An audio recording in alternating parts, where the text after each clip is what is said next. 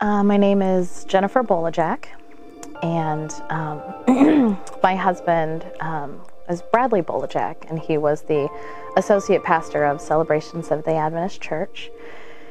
And on November 16, I got a phone call that he had taken his life and he had passed away.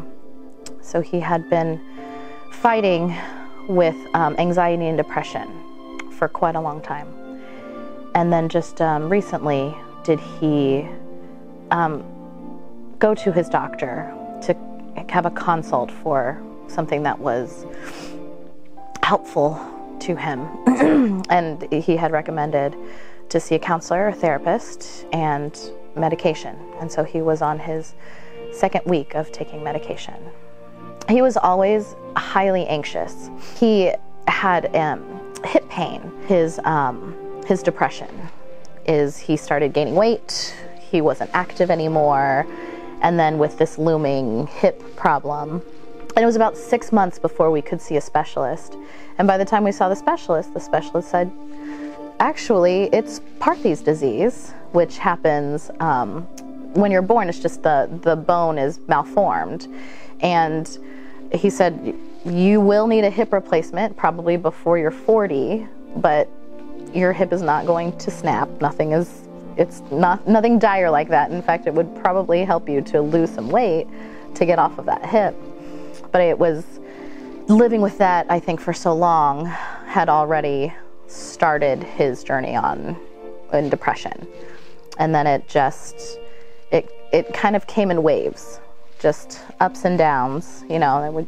We would be totally normal, everything is fine, and then, you know, he wouldn't make his mark for his job, or, you know, he would have some criticism from his boss, and then it would just weigh so heavily on him. So he fought with that for a long time.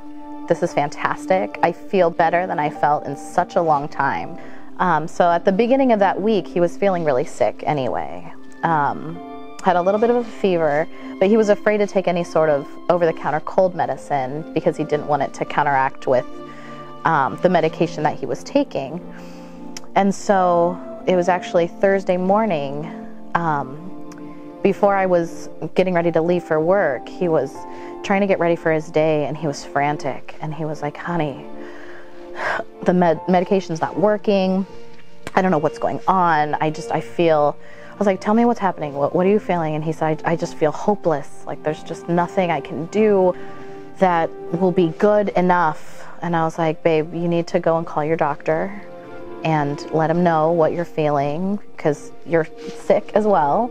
So it's probably the combination of that, and just find out if he can prescribe you something so that you can take something to get out of this cold. And that was the last conversation we had. The kids and I had booked just a little weekend trip up to Indiana to visit our family. And he couldn't attend because he had responsibilities at church. But he dropped us off at the airport Friday morning, and it was just like normal, like nothing out of the ordinary, and kissed us goodbye. I didn't know what that was. I didn't know the gravity of it until now, because I don't have those same feelings.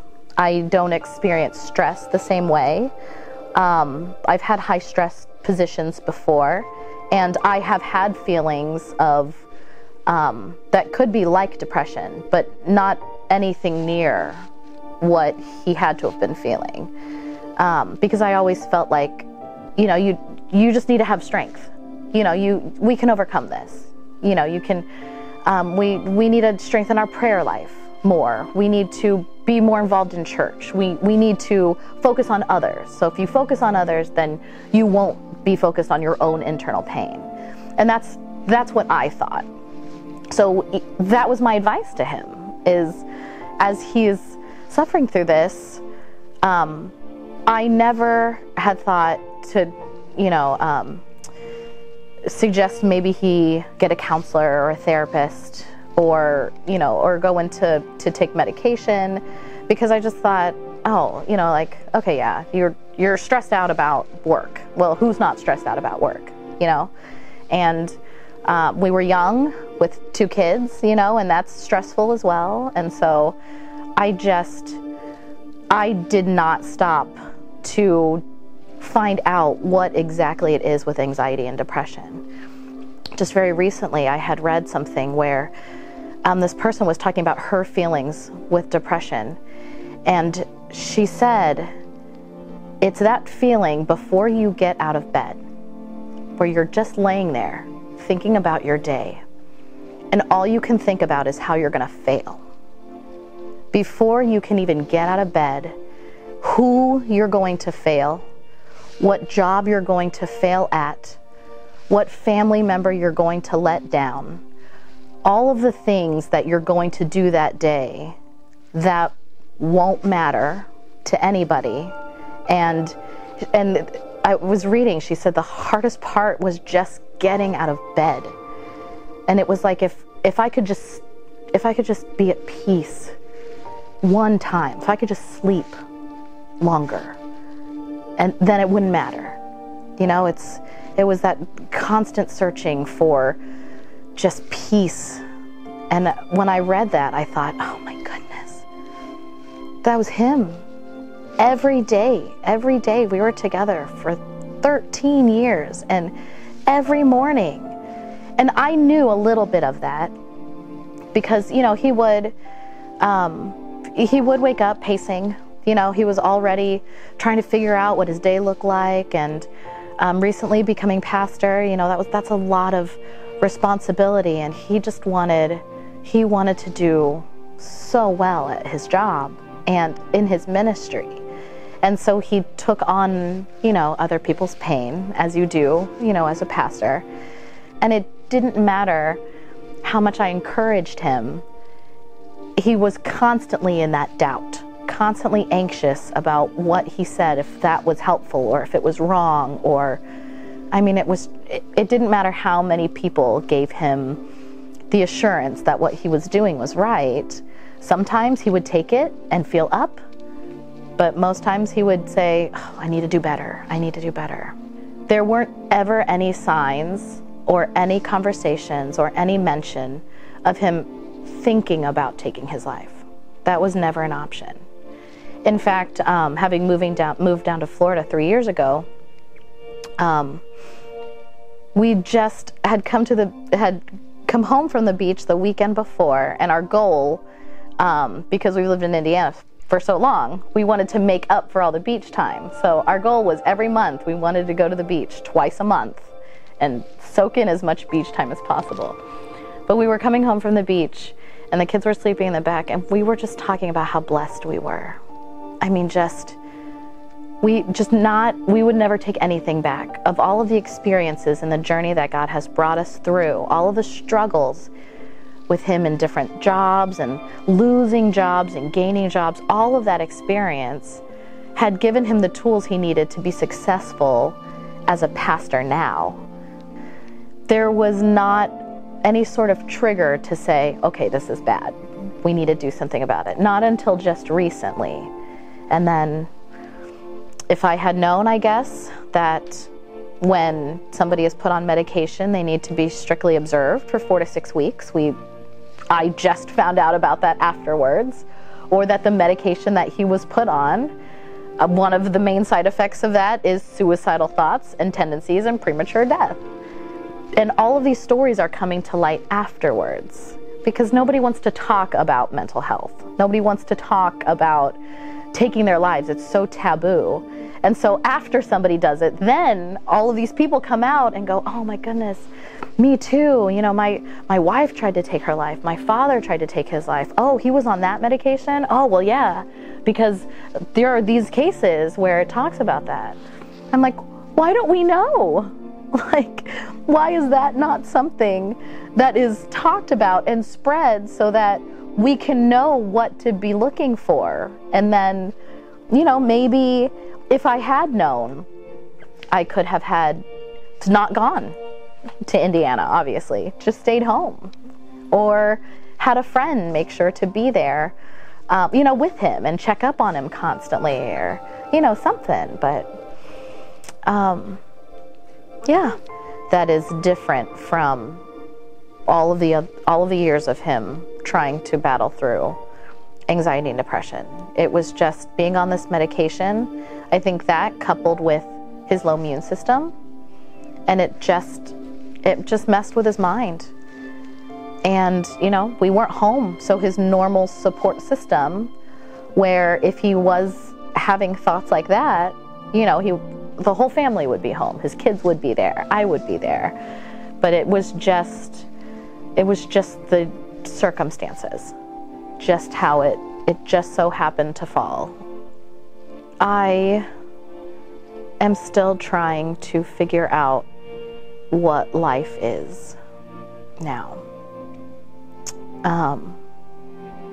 You obviously don't ever go into it planning or thinking this could ever happen. And, we just had our last child 6 months ago. So he's a newborn. And I just keep thinking about my kids and what's going to happen for them. My oldest is 12, and so having a kind of trauma like this, and then getting ready to go into her teenage years, and she and her daddy were best friends. Our relationship was a little rough, is a little rough, and Daddy was always the mediator. He would always be able to step in and diffuse the situation and reset, talk us both down, because we're very much the same, so we butt heads a lot. But it's tough. We don't have that anymore. And my middle one she's understanding more. When it first happened, she wasn't quite sure what was going on, and she's never had a death of anything. We don't really have pets, so no grandparents, no aunts and uncles, nobody really. And so this is her very first experience with death, and trying to figure out what that is in the mind of a 6-year-old, where, she just talks about it openly. My daddy passed away. She carries his picture around a lot. She'll say, I miss Daddy.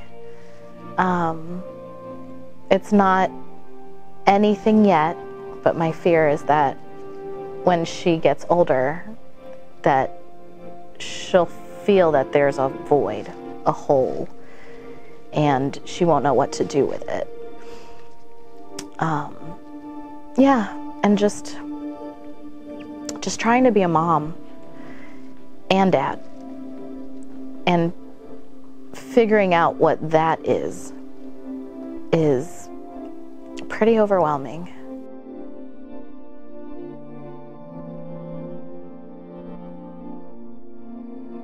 I think my message is definitely to family members of people who are suffering with anxiety and depression.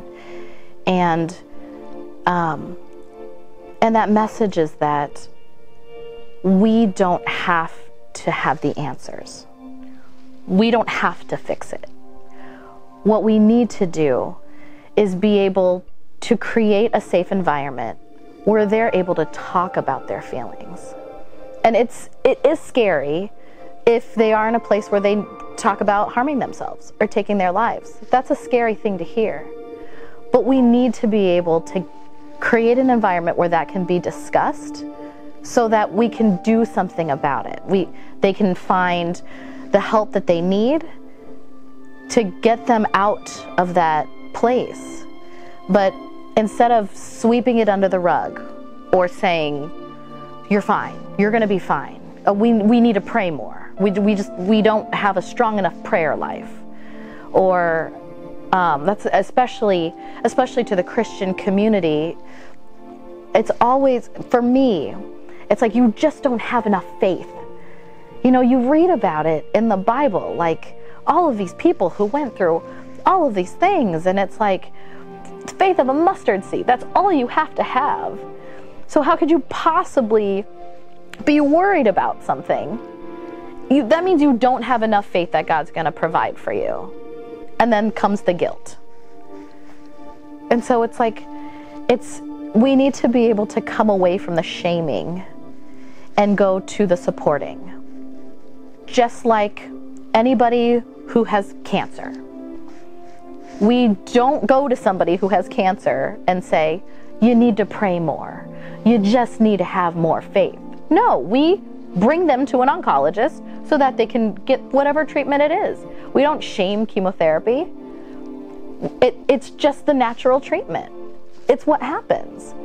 So I would like to be able to bring it to light, which I know now I'm seeing that a lot of people are able to come to it and talk. And there are many pastors and therapists who have reached out to me and said it is becoming less taboo, but not to the extent where it needs to be, because there aren't enough people looking for help, and there aren't enough people willing to talk about it because they don't want their family to think they're crazy or to think they're weak or whatever the preconceived notion is.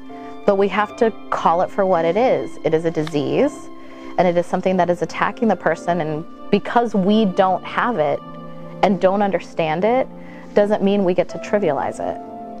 Prayer is so powerful, but it is just like having cancer, where you can pray through it to get the strength to go through that journey.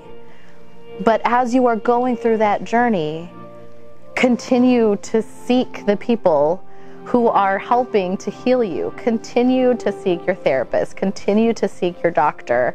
And if you feel like you're having ups and downs, reach back out to your doctor. Bother them and say, hey, this is what's going on with me. Is this normal? Is this okay? Don't be afraid that you have to sit back and then try and cope with it on your own. Like, you've got to be able to talk about it, and you have to be able to just persevere through the right channels, being able to make your weekly appointments even when you don't want to, or be able to take that medication at the time you're supposed to, even if you don't think it's going to help, because it can make the world of difference later on. You just might not know it right then.